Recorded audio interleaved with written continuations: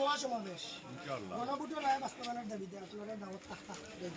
গণভোটের রায় বাস্তবায়নের দাবিতে 11তম মহাসমাবেশ